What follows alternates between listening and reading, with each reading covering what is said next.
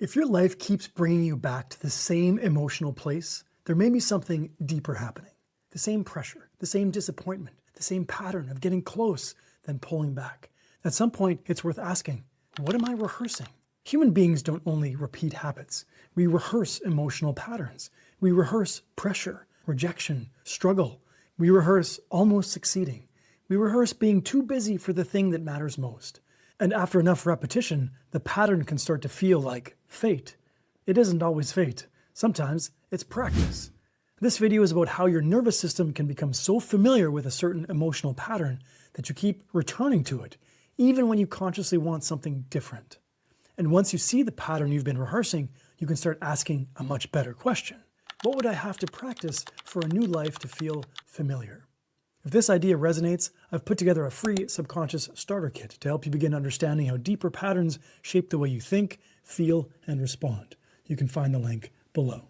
For now, let's start with a simple teaching story. Imagine a student learning piano.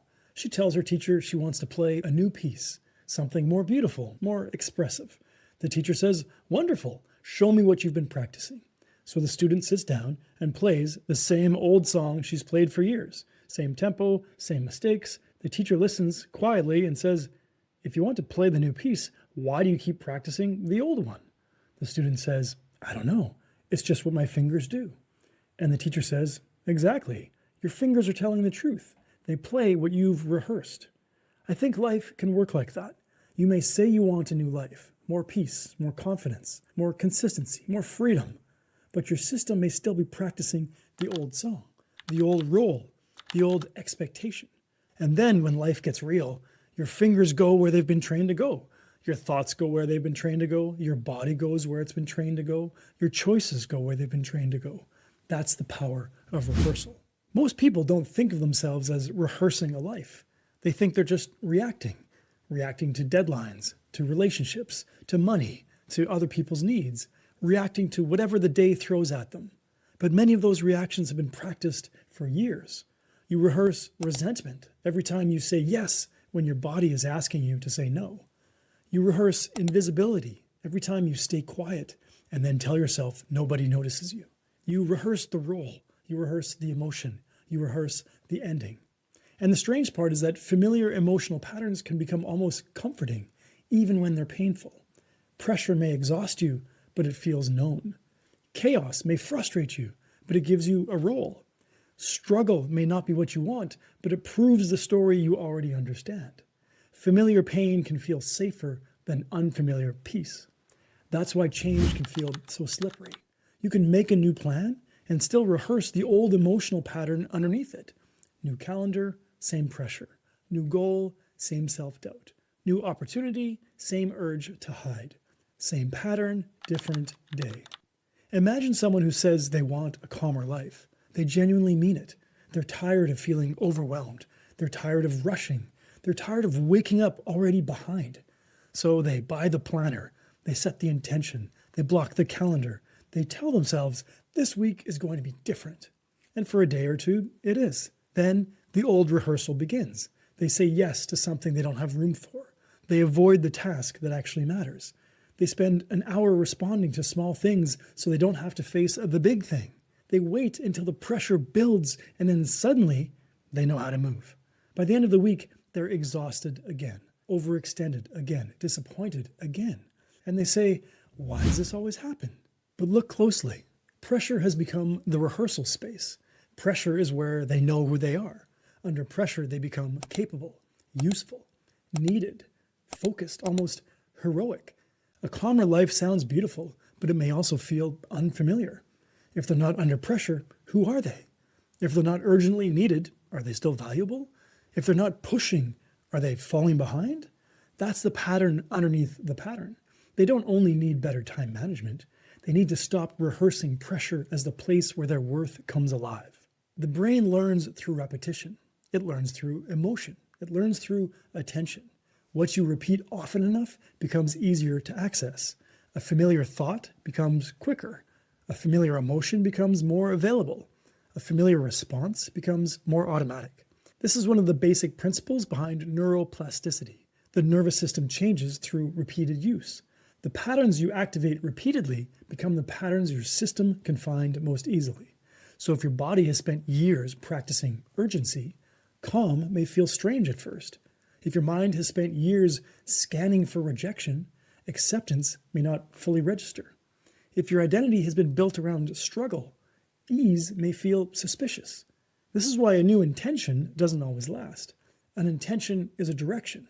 A rehearsal is a training. And most of us underestimate how much we've trained the old pattern. We think, I decided to change. Why am I still doing this? Because the old pattern has had years of practice, years of emotional repetition, years of small choices that kept the pattern alive. A new decision is important, but a new decision still has to become a new rehearsal. Another reason patterns repeat is that even painful patterns often contain a hidden reward, some kind of emotional payoff that helped the pattern survive. People-pleasing may help you avoid conflict. Overthinking may give you the illusion of control. Staying invisible may protect you from judgment. The pattern probably didn't begin because you were foolish. It began because something in you found a way to cope, a way to belong, to feel safe. But a coping pattern can become a life pattern, and the strategy that once protected you can eventually start repeating the very life you're trying to outgrow. That's the part worth seeing. The pattern is not random. It has a logic. It may be outdated, it may be limiting, but it has a logic. And once you understand the logic, you can work with the pattern instead of simply shaming yourself for having it. This is where emotional rehearsal connects to your inner blueprint. Your blueprint is the hidden collection of beliefs, rules, stories, identity statements, emotional associations, and expectations that shape what feels normal, possible, safe, and true. The blueprint is not only what you believe, it's what your system keeps practicing. A rule may say, don't disappoint people. A story may say, if I say no, I'll lose connection. An identity may say, I'm the one who holds everything together. But rehearsal is how that blueprint stays alive. Every time you interpret silence as rejection, the old blueprint gets rehearsed. Every time you shrink right before being seen, the old blueprint gets rehearsed. And this is where subconscious work becomes important. These patterns don't usually begin as clear, conscious decisions. They begin as familiar emotional movements. That's the subconscious rehearsal. It's the old pattern starting to run before you've consciously chosen it. That's why this work has to go deeper than insight. Bringing awareness to the pattern is important because you can't change a pattern you can't see. But noticing the pattern is only the beginning. The deeper work is helping your subconscious practice a new response, often enough that it starts to feel safe, familiar, and believable. That may happen through imagery, through guided inner work, through emotional rehearsal, through repeated experiences where the new response no longer feels like a threat. So when we talk about noticing the moment before the pattern, we're not saying awareness alone rewires everything. We're saying that moment gives you access to the place where the old rehearsal begins. And once you can see where it begins, you can start practicing something new. So if subconscious patterns begin before you've consciously chosen them, where do you actually find them? You find them in the small moment before the pattern completes. The moment before you open your inbox instead of doing the work that matters. The moment before you delay. That moment is easy to miss because it feels automatic. It may feel like instinct, urgency, protection, responsibility. But if you slow it down, even slightly, you may begin to notice that the old pattern has a beginning. Hiding has a beginning. Overgiving has a beginning. Expecting rejection has a beginning. And once you can see where the rehearsal begins, you have a place to practice something else. You can ask, what am I about to rehearse? Am I rehearsing rejection again? Am I rehearsing being the one who carries everything? That question creates a pause. And a pause is powerful because it interrupts the automatic nature of the pattern. This is where change starts to become embodied, not just as an idea, but as a different emotional rehearsal. The mistake many people make is trying to rehearse a whole new life all at once. They want to become calm, confident, consistent, visible, financially empowered, emotionally secure, and completely transformed by next Tuesday. And that creates pressure, and pressure often sends them right back into the old rehearsal. A more honest place to begin is smaller. Choose the emotional pattern you're most tired of repeating. Maybe it's pressure, maybe it's hiding, maybe it's overgiving, maybe it's preparing forever, maybe it's expecting disappointment. Then ask, what would I need to practice instead? If I keep rehearsing pressure, what would it mean to practice steadiness? If I keep rehearsing invisibility, what would it mean to practice being seen in one small way?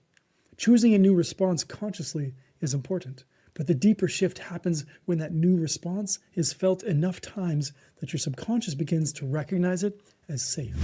That means the new pattern can't stay as an idea. It has to become an experience. This is how the subconscious begins to update, not only through what you tell yourself, but through what your system repeatedly experiences as safe, familiar, and true. The new pattern may feel awkward at first. It may feel too quiet, too unfamiliar. That doesn't mean it's wrong. It may simply mean your system hasn't practiced it enough yet. The old song feels natural because you've played it so many times. The new song will take repetition. And the more emotionally real that rehearsal becomes, the more your subconscious can begin to accept it as part of who you are. So this week, don't try to analyze your entire life. Just watch for the pattern you keep rehearsing. Watch where your body goes automatically. Watch where your mind predicts the same ending. Watch where the same emotional state starts taking over before you've consciously chosen it. Then ask, what am I rehearsing right now? That question can be surprisingly powerful. It turns the pattern from fate into practice. It helps you see that the same old ending may not be inevitable. It may simply be the ending your system knows best. And if it was rehearsed, something new can be rehearsed too. More steadiness, more honesty, more visibility, more space, more trust, more willingness to let life surprise you. But this is the kind of pattern you don't just think your way out of. You begin by seeing it consciously. Then the deeper work is helping your subconscious experience something different enough times and in the right emotional state that the new pattern no longer feels foreign. That's where guided subconscious work can be so helpful. Sometimes you can see the pattern clearly and still need help creating the inner conditions where something new can actually take root.